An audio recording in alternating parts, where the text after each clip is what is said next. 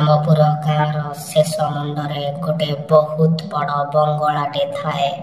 ବହୁ ବର୍ଷରୁ ଆଜି ଯାଏଁ ଶ୍ୟାମପୁରର କେହି ବି ଲୋକ ସେହି ବଙ୍ଗଳାକୁ ଯାତାୟାତ କରନ୍ତି ନାହିଁ।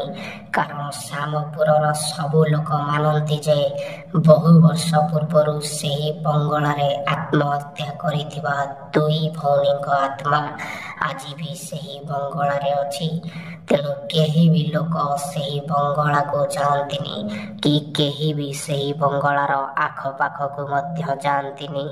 ଥରେ ସେହି ବଙ୍ଗଳା ପାଖାପାଖି ଶ୍ୟାମପୁରର ଦୁଇ ଜଣ ପିଲା ଗୁଡୁ ଓ ସନ୍ତିଆ ବୁଲାବୁଲି କରୁଥିଲେ। ଆରେ ଗୁଡୁ, ଆମେ ତ ସବୁବେଳେ ଏଇଠି ବୁଲୁଛେ, ଚାଲ ଥରେ ସେ ବଙ୍ଗଳା ପାଖରେ ବୁଲି ଆସିବା। ଆରେ ସନ୍ତିଆ, ତୁ ଜାଣୁ କି ଗାଁରେ କେହି ବି ଲୋକ ସେ ବଙ୍ଗଳାକୁ ଯାଆନ୍ତିନି, ଆମେ କେମିତି ଯିବା? ଆରେ ଗୁଡୁ, କିଛି ହବନି ରେ, ଚାଲ ଥରେ ମାତ୍ର ସେଠୁ ବୁଲି ଆସିବା, ଚାଲ। ଆରେ ସନ୍ତିଆ, ତୁ ବୋଧେ ଜାଣିନୁ, ଥରେ ମୋ ବାପା ମତେ କହୁଥିଲେ ବହୁ ବର୍ଷ ପୂର୍ବରୁ ସେଇ ବଙ୍ଗଳାରେ ଦୁଇ ଭଉଣୀ ରହୁଥିଲେ।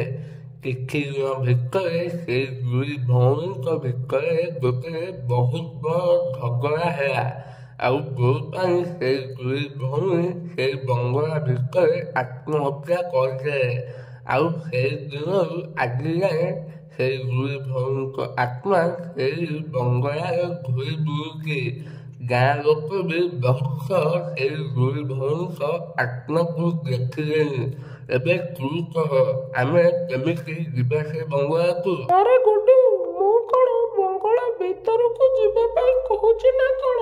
ମୁଁ କହୁଛି ଯେ ଆମେ କେବଳ ବଙ୍ଗଳା ପାଖରେ ବୁଲାବୁଲି କରି ପଳେଇ ଆସିବା। ମୁଁ ତ କେବେ ବି ସେ ବଙ୍ଗଳାକୁ ଦେଖିନି, ତୁ ବି ତ କେବେ ଦେଖିନୁ। ଚାଲ ଥରେ ଖାଲି ବଙ୍ଗଳା ପାଖରୁ ବୁଲି ଆସିବା, ଚାଲ। ଆଉ ସନ୍ତିଆ, ତୁ ଏତେ ଯଦି କହୁଛୁ ବଙ୍ଗଳା ପାଖକୁ ଯିବା ପାଇଁ, କାଲ ଯିବା। ମୁଁ ବି ଖାଲି ସେ ବଙ୍ଗଳା କଥା ଶୁଣିଛି, କେବେ ବି ସେ ବଙ୍ଗଳାକୁ ଦେଖିନି। ହଉ କାଲ ଯିବା, ଥରେ ଦେଖି ଆସିବା। ହେଲେ ଆମେ ସେ ବଙ୍ଗଳା ପାଖକୁ ଯାଇଥିଲେ ବୋଲି ଗାଁରେ କାହାକୁ କହିବାନି, ହେଲା? ହଉ ଏବେ କାଲ ଯିବା। ଏହାପରେ ଗୁଡୁ ଓ ସନ୍ତିଆ ସାଙ୍ଗ ହୋଇ ସେଇ ବଙ୍ଗଳା ପାଖକୁ ଗଲେ। ଆରେ ଗୁଡୁ, ଏଇଟା ତ ବହୁତ ବଡ଼ ବଙ୍ଗଳାଟା। ମୁଁ ଯେତିକି ଶୁଣିଥିଲି ଇଏ ତାଠୁ ବି ବହୁତ ବଡ଼ ଆଉ ବହୁତ ଭୟଙ୍କର ବି ଦେଖାଯାଉଛି ରେ। ସନ୍ତିଆ, ମତେ ଏଥିପାଇଁ ଡର ଲାଗୁଛି। ଜଲ୍ଦି ବୁଲାବୁଲି କରି ଘରକୁ ପଳାଇବା, ସନ୍ଧ୍ୟା ବି ହେଇ ଆସିଲାଣି। ଆରେ ଗୁଡୁ, ତୁ କାହିଁ ଡରୁଛୁ କି ରେ? କିଛି ହବନି। ତୁ ଯାହା କହ ପଛେ, ମତେ କିନ୍ତୁ ଏଠି ଭାରି ଡର ଲାଗୁଛି। ଗୁଡୁ, ଚାଲ ଆମେ ବଙ୍ଗଳାର ସେପଟେ ବି ଟିକେ ବୁଲି ଆସିବା। ଗୁଡୁ ଓ ସନ୍ତିଆ ବଙ୍ଗଳାର ଚାରିପଟେ ବୁଲାବୁଲି କରିବା ଭିତରେ ସନ୍ଧ୍ୟା ହେଇ ସାରିଥାଏ। ଆରେ ସନ୍ତିଆ, କାଲ ଏବେ ଘରକୁ ଯିବା, ସନ୍ଧ୍ୟା ହେଇ ସାରିଲାଣି, ଭାରି ଡର ବି ଲାଗୁଛି। କାଲ ଯିବା। ହଁ ଗୁଡୁ, ଚାଲ ଯିବା। ସନ୍ଧ୍ୟାରେ ଏ ଜାଗାରେ ବୁଲିବା ବି ଭଲ ନୁହେଁ, ମତେ ବି ଭାରି ଡର ଲାଗିଲାଣି। ଚାଲ ଜଲ୍ଦି ଘରକୁ ଯିବା। ଗୁଡୁ ଓ ସନ୍ତିଆ ଘରକୁ ବାହାରିବା ବେଳେ ବଙ୍ଗଳା ଭିତରୁ ତାଙ୍କୁ ଗୋଟେ ଚିତ୍କାର ଶୁଭିଲା। କିଏ ଅଛ? ବଞ୍ଚାଅ ମତେ, କିଏ ଅଛ? ମୁଁ ଏ ବଙ୍ଗଳା ଭିତରେ ଫସି ଯାଇଛି, ବଞ୍ଚାଅ ମତେ। ଆରେ ସନ୍ତିଆ, ଦେଖ, ମତେ ଲାଗୁଛି ଆମ ଭଳି କିଏ ଜଣେ କାହାକୁ ନ ଜଣେ ବଙ୍ଗଳା ପାଖକୁ ବୁଲିବାକୁ ଆସିଛି ଆଉ ବଙ୍ଗଳାରେ ଫସି ଯାଇଛି। ଗୁଡୁ, ମତେ ଲାଗୁଛି ବଙ୍ଗଳା ଭିତରୁ କୋଉ ଡାହାଣୀ ଏମିତି କହି ଆମକୁ ମାରିବା ପାଇଁ ଡାକୁଛି। ଚାଲ ଘରକୁ ପଳେଇବା, ଚାଲ। ସନ୍ତିଆ, ତୁ କାହିଁ ସେମିତି ହଉଛୁ କିଏ? ଯାହା ହେଇଛି କେବେ ବି ବଞ୍ଚାଅ ବଞ୍ଚାଅ ବୋଲି କହି ନଥାନ୍ତା। ମତେ ଲାଗୁଛି ସତରେ ସେଠି କିଏ ଜଣେ ଫସି ଯାଇଛି ଆଉ ବାହାରକୁ ଆସିପାରୁନି। କାଲ ଆମେ ତାର ସାହାଯ୍ୟ କରିବା, କାଲ। ହେଲେ ଗୁଡୁ, ଏଇଟା ଆମ ପାଇଁ ବହୁତ ବିପଦ ବି ହେଇପାରେ। ହଉ ଚାଲ ସେ ଲୋକର ସାହାଯ୍ୟ କରିବା।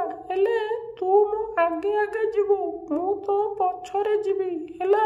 ଚାଲ। ତମେ କିଏ? କୋଉଠି ରଖ ତମେ? ଆମେ ଆସିଛୁ ତମର ସାହାଯ୍ୟ କରିବା ପାଇଁ। ବଞ୍ଚାଅ ଭାଇ, ମତେ ବଞ୍ଚାଅ। ମୁଁ ଏଇ ବଙ୍ଗଳା ଭିତରେ ବୁଲୁଥିଲି, ହେଲେ ଆଉ ବାହାରକୁ ବାହାରି ପାରୁନି। ଦୟାକରି ମୋର ସାହାଯ୍ୟ କର ଭାଇ, ବଞ୍ଚେଇ ଦିଅ ମତେ। ତମେ ଜମା ବ୍ୟସ୍ତ ହୁଅନି। ଆରେ ସନ୍ତିଆ, ଦେଖିଲୁ ଏଠି ଜଣେ ସକରେ ଫସି ଯାଇଛି। ଆଉ ତୁ କହୁଥିଲୁ ଘରକୁ ପଳେଇବା। ହେ ସନ୍ତିଆ, ଏ କବାଟଟାକ ଜମା ଫିଟୁନି।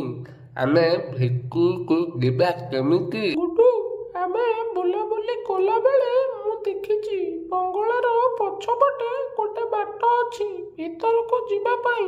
ଚାଲ, ଆମେ ସେଇପଟେ ଭିତରକୁ ଯିବା। ଚାଲ। ଭାଇ ତମେ ଜମା ବ୍ୟସ୍ତ ହୁଅନି, ଏପଟେ ଯାଇ ହଉନି। ଆମେ ପଛ ପଛ ଦେଇ ଭିତରକୁ ଯାଉଛୁ।